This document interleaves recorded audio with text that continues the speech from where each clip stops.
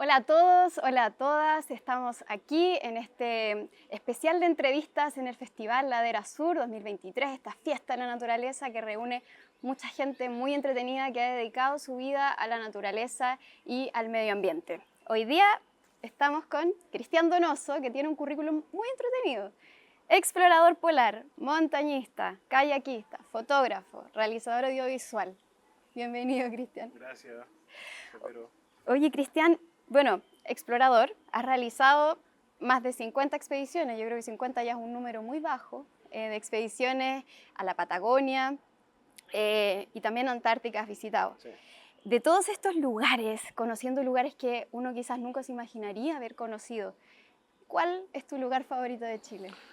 Sí, yo creo que la Patagonia en general, Ya, sí, y bueno, también la Antártica. Pero no tengo como un lugar particular dentro de la Patagonia que sea mi lugar favorito. Creo que el territorio completo es extraordinario y tengo una lista larguísima de expediciones que quiero hacer y la vida de una persona no es suficiente para poder conocer todo lo que hay ahí, ni de dos ni de tres personas. Es un territorio inabarcable que está lleno de lugares increíbles. Yo he hecho expediciones en otros lados de la Tierra, he estado en Groenlandia, en Svalbard, en Laponia, en el Ártico, que son lugares también increíbles, pero creo que desde el punto de vista subjetivo, desde mi sensibilidad, no hay lugar que se compare con Patagonia. ¿Patagonia chilena o argentina? Chilena, Ya. Argentina también tiene lo suyo. Sí, Ya. sí, hice una navegación en velero por la costa de la Patagonia Argentina, desde Buenos Aires hasta Punta Arenas, y también fue una experiencia extraordinaria, pero es muy distinto. Y Antártica también es increíble. Tuve la oportunidad de hacer varias expediciones en la península antártica, y primero lo que primero sorprende es la cercanía, la intimidad con la que uno se relaciona con la fauna. El humano llegó a la Antártica en el siglo XIX, recién, entonces la fauna local no reconoce al humano como un depredador. Evolucionó sin la presencia del humano. Entonces, estando en la Antártica tú puedes tener una cercanía, una interacción con la naturaleza que es una utopía. O sea, por ejemplo, yo me he sentado en pingüinera y han llegado los pingüinos a acostarse arriba de mis piernas. Qué ¿Ah? hermoso. He estado en kayak y los cormoranes se han acercado a mi kayak a morder los cabos y los he tenido a 10 centímetros de mi mano. Y además la fauna es ebulliente en la península, entonces tú ves permanentemente ballenas, pingüinos, focas. Estás permanentemente viendo fauna salvaje. Además es un escenario extraordinario de glaciares, de paredes de granito, de cumbres inescaladas. Es un lugar increíble. Yo creo que lo más cercano a estar en otro planeta dentro de la Tierra, lo más cercano es Antártica. Oye, y bueno, esto que te ha permitido estar como en otro planeta es tu vocación, digamos, de ser explorador. Ujú. ¿Cómo es que uno decide ser explorador? ¿Cómo eso llegó a tu vida? Sí, no creo que lo haya decidido Ujú. así en un momento. Creo que fue una pasión, y una pasión bien fuerte, como irrefrenable. Eh, yo empecé a hacer exploraciones, expediciones en Patagonia, y cuando uno está en una expedición empieza a soñar con otra porque está en el lugar y empieza a ver lo que hay. Y fui como un poco organizando mi vida siempre para poder hacer estas expediciones. Y algo que continúa hasta el día de hoy. La pasión todavía está presente. A veces se acaba la pasión, no sé. Quizás no va a durar siempre, pero todavía está muy viva Ujú. y, y además toda la experiencia que tengo también me permite poder acceder a lugares cada vez más complejos, eh, relacionarme también de una forma que produzca menos impacto, eh, formar equipos también adecuados para poder cumplir los objetivos exploratorios, así que estamos con todo ahora, con varios proyectos para Ya el vamos a verano. entrar en eso. Sí. Oye, pero también te iba a preguntar, porque todo esto de la exploración, también tú me hablas de armar equipos, me imagino que también hay equipos de personas que te ayudan a todo esto, pero también es algo a lo que uno se dedica que es muy solitario. Entonces, ¿tú te consideras una persona solitaria o cómo enfrentas esto dentro de una exploración? Sí, porque en general es difícil encontrar compañeros Mm, para este tipo de expediciones, porque tienen que reunirse muchas condiciones. Primero tiene que ser alguien que tenga ganas de hacerlo. Muchas personas a veces ven lo que hago y me dicen, oye, me encantaría ir contigo, qué sé yo, pero cuando uno les dice, oye, ya, ahora te invito a esta expedición, como que recién ahí la piensan y se dan cuenta de lo que significa eh, y, y no aceptan la invitación. mm, Entonces tiene que ser alguien que, primero, que tenga muchas ganas de hacerlo, que tenga esa pasión, que tenga el tiempo, que a veces estamos hablando de expediciones que duran 2 o 3 meses, y que tenga las capacidades técnicas también, ujú. y los recursos, muchas veces también los recursos. Entonces, me pasa que a veces me cuesta encontrar compañeros y me ha pasado en varias expediciones que tengo un compañero ya definido por una expedición y se lesiona, por ejemplo. Y vais Me ha solo al pasado varias final. veces. Ya, Y ya estábamos encima de la expedición y ya es imposible encontrar un compañero, voy solo. Y a veces también elijo ir solo. Me ya. gusta también vivir la experiencia de la soledad en Patagonia, sobre todo andar en kayak solo. Sí. Perfecto. ¿Y cómo manejas ahí el tema de la seguridad también? Claro, el problema de andar solo es que, bueno, los humanos somos animales sociables Mm, y nuestra forma de ser es una forma de ser que es interdependiente de otro humano. ¿Ya? Y eso también se ve a escala cognitiva. Cuando tú estás solo, a veces ves las cosas de cierta manera y te cierras pensando que las cosas son, tú interpretas los hechos y mm, tomas decisiones en base a esa interpretación. Y al no poder dialogar con alguien, te quedas como pegado en esa visión de lo que está ocurriendo. mm, Cuando tú estás con alguien, tú tienes un diálogo y en ese diálogo uno se va abriendo como ventanas mentales mutuamente. O sea, claro. mi compañero tiene una visión distinta, me la dice, que me hace ver otros aspectos de la situación y desde ese otro aspecto yo veo otra cosa y se la digo a él y en ese diálogo se va enriqueciendo la percepción de cada uno y del grupo. Entonces las decisiones son más adecuadas. Es una dificultad y por supuesto que cuando uno anda solo también la seguridad, los cuidados son mucho Ujú. mayores, o sea, uno toma mucho menos riesgo. Oye, y ahí como con cuánta planificación y cómo decides los lugares a los que tú quieres ir. Generalmente cuando hago una expedición ya he pensado durante mucho tiempo en esa expedición. Yo estoy pensando, tengo como una lista de muchas expediciones Ujú. eh, y en algunas expediciones vengo pensando desde hace, no sé, 10 años, 15 años. Y de pronto en esa lista una expedición empieza a tomar como en un ranking en los primeros lugares. Digo, ya, voy a hacer esta expedición. Y también son expediciones que vengo planificando durante mucho tiempo, entonces voy juntando información, voy viendo imágenes, fotografías, imágenes satelitales, voy buscando testimonios, voy investigando lo Mm, que hay en esa ruta. Y de pronto ya con todo ese conocimiento, toda esa información reunida, tomo la decisión de hacer la expedición. Ahora en la planificación, uno hace el ejercicio de imaginar todo lo que va a pasar mm, en la expedición. O sea, tú tienes toda esta información geográfica, que sabes que hay una pared, que hay un bosque, que hay un río, que hay un lago. Toda esa información y a partir de esa información tú imaginas todo aquello que va a ocurrir en el desarrollo de la expedición. Y para imaginar es muy relevante la experiencia. mm, Uno a medida que tiene más experiencia, lo que uno imagina es más preciso. Y al imaginar todo eso, tú dices, bueno, esto va a pasar, ¿cuáles son los equipos que yo necesito para enfrentar todas estas cosas que estoy imaginando?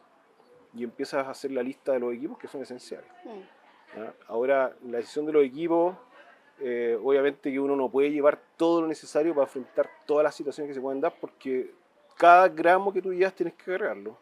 Entonces ahí tienes que tomar ciertas decisiones de qué llevas, qué no llevas. Eh, y en general uno trata de hacer la planificación lo más precisa mm, y correcta posible.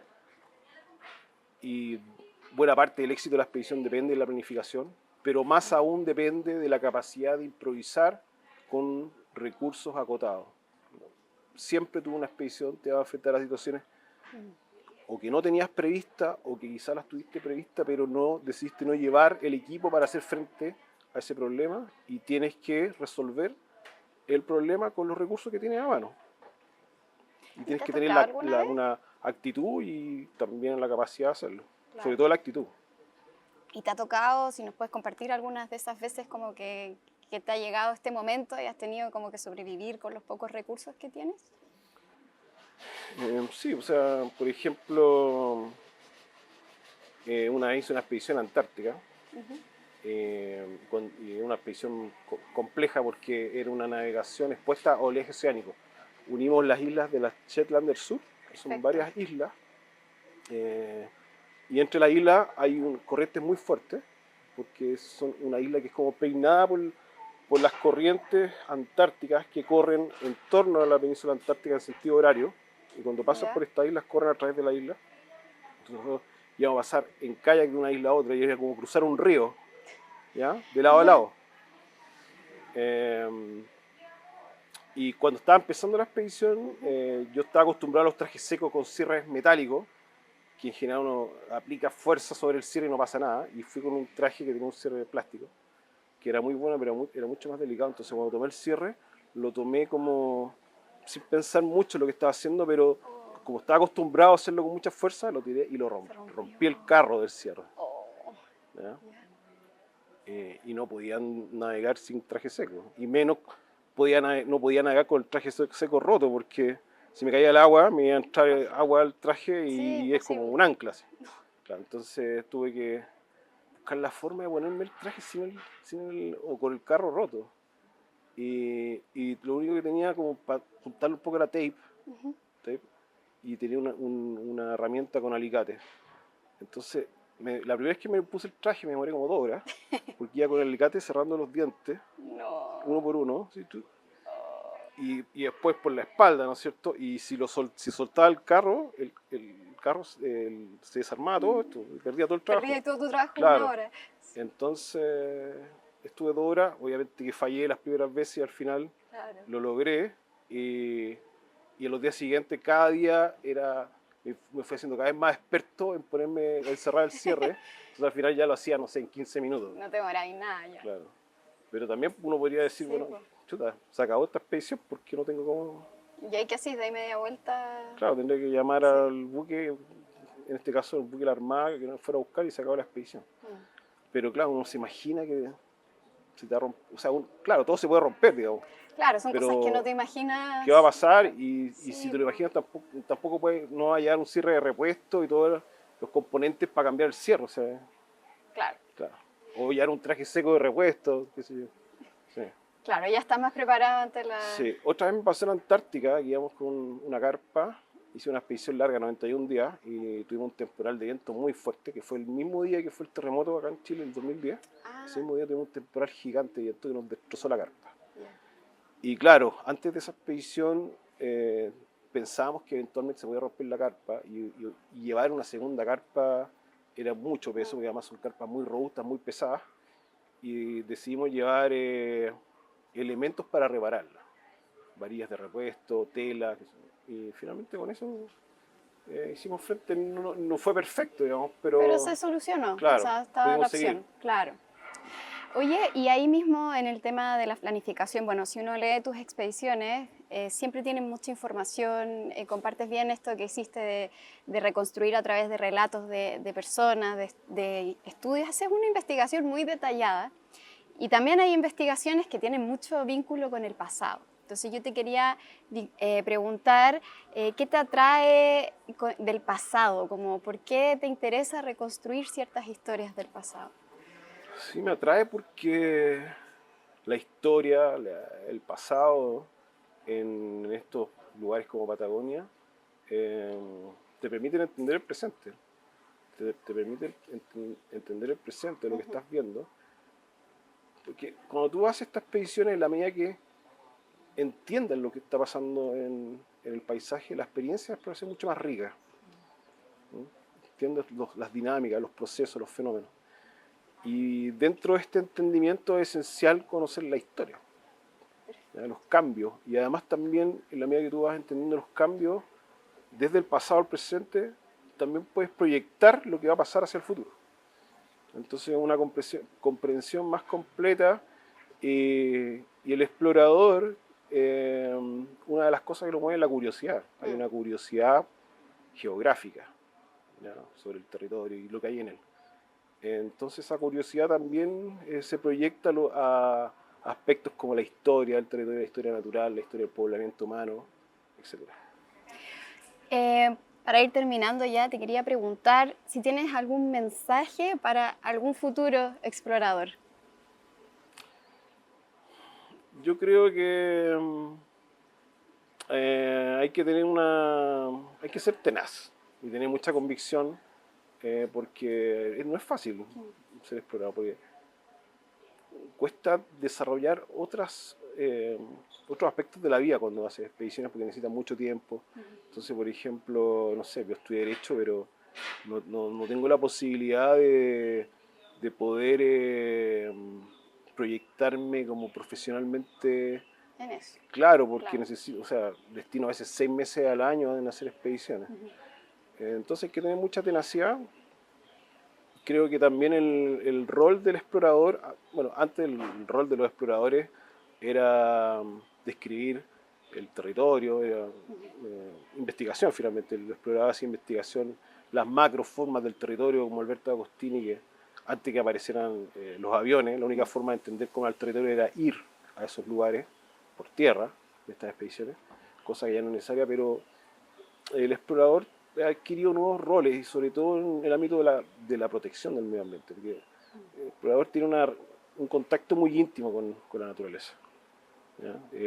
Normalmente lleva pocos recursos, entonces está obligado a conectarse mucho con la naturaleza y de alguna manera eso lo puede transmitir a otras personas a través de documentales, de fotografía, y de esa forma el público va tomando conocimiento de estos lugares y en la medida que las cosas se conocen, se valoran y se protegen. Entonces creo que ese es un rol marcado que han ido asumiendo los exploradores en la actualidad. Perfecto. Muchas gracias, Cristian, explorador polar, montañista, kayakista, fotógrafo, realizador audiovisual, en este especial de entrevistas en el Festival Ladera Sur, su tercera versión. Muchas gracias. Nos vemos en otra entrevista.